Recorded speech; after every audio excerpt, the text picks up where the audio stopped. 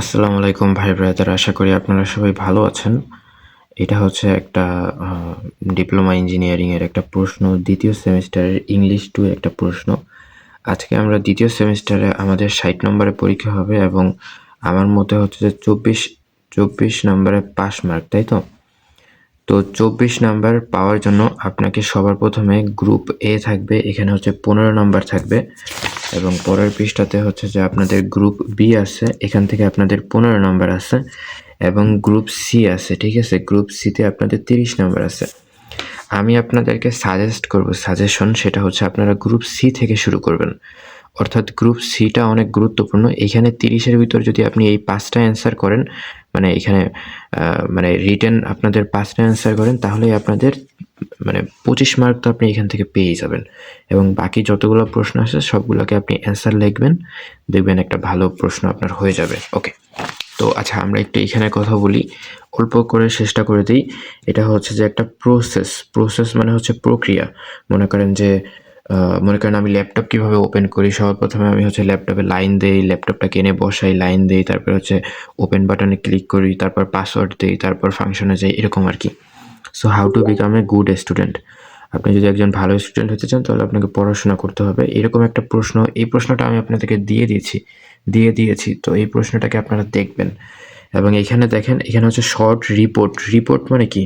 Report মানে হচ্ছে যে আপনাদের একটা মানে কোনো একটা বিষয়কে নিয়ে রিপোর্ট মানে হচ্ছে তদারকি। আমার মনে নেই, মনে করেন ট্রাফিক জ্যাম, এটা নিয়ে একটা তদন্ত করো এবং কিছু কথা লিখো।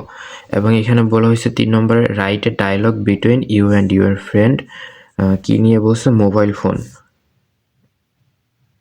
ডেমেরিটস using, merits and demerits of using mobile phone. দেখেন, মোবাইল ফোনের একটা ভালো দিক হচ্ছে এটাকে আমরা পড়াশোনার জন্য ব্যবহার করতে পারি এবং গেমস হচ্ছে আমরা টাইম পাসের জন্য, মানে ডিমেরিটস হচ্ছে যে আমরা টাইম পাসের জন্য ব্যবহার করতে পারি। সো এটা একটা কিন্তু ভালো একটা ডায়লগ হইতে পারে। তারপরে এখানে একটা বলা হয়েছে পোস্টার, একটা পোস্টার লেখো। এই পোস্টার লেখাটা আপনাদের একটা বক্স তৈরি করতে হবে। বক্স তৈরি করার পিছনে আপনাদের এই মেইন টপিকগুলোকে লিখতে হবে। যেমন এখানে এনভায়রনমেন্ট পলিউশন নিয়ে একটা পোস্টার লিখতে বলছে এবং এইখানে 16 নম্বরে আপনাদেরকে একটা স্টোরি লিখতে বলছে। Read the beginning of a story, ঠিক আছে? তারপর এখানে কি জানি না। Last Sunday was a memorable day in my life, I went to a river and taking bath. আমি জানি না এই গল্পটা কি। আচ্ছা, আমি পরে পড়ে নিব।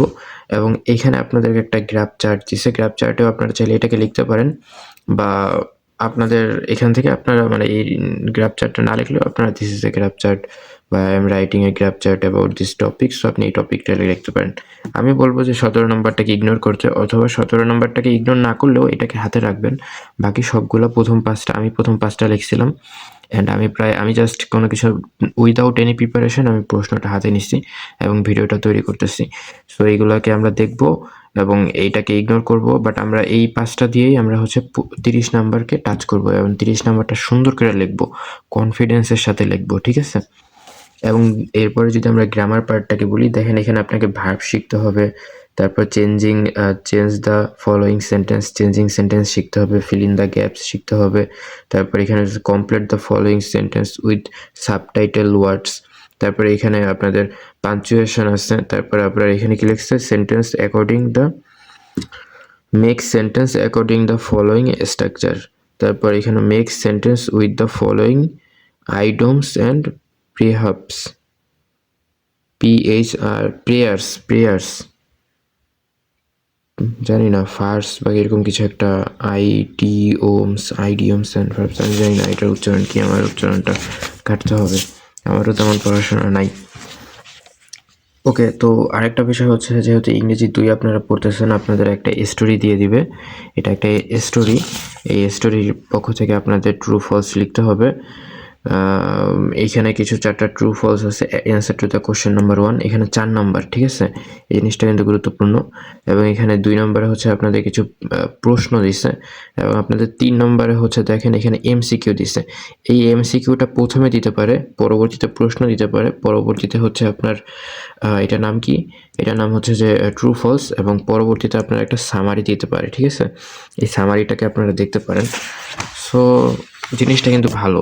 তো আজকে আমরা একটা প্রশ্ন জাস্ট অতি সংক্ষিপ্তভাবে একটা প্রশ্ন দেখে ফেলেছি। তো আজকে ভিডিওটাকে আপাতত এখানে শেষ করতেছি এবং আমরা হচ্ছে যে আগামীতে এই যে প্রসেস রাইটিং, রিপোর্ট, ডায়ালগ এই জিনিসগুলো কীভাবে লিখতে হয় এইগুলো নিয়ে কথা বলবো এবং ভিডিও তৈরি করব ইনশাল্লাহ। সো আজকে ভিডিওটাকে এখানে শেষ করতেছি। আল্লাহ হাফেজ, দেখা হবে আগামী ভিডিওতে।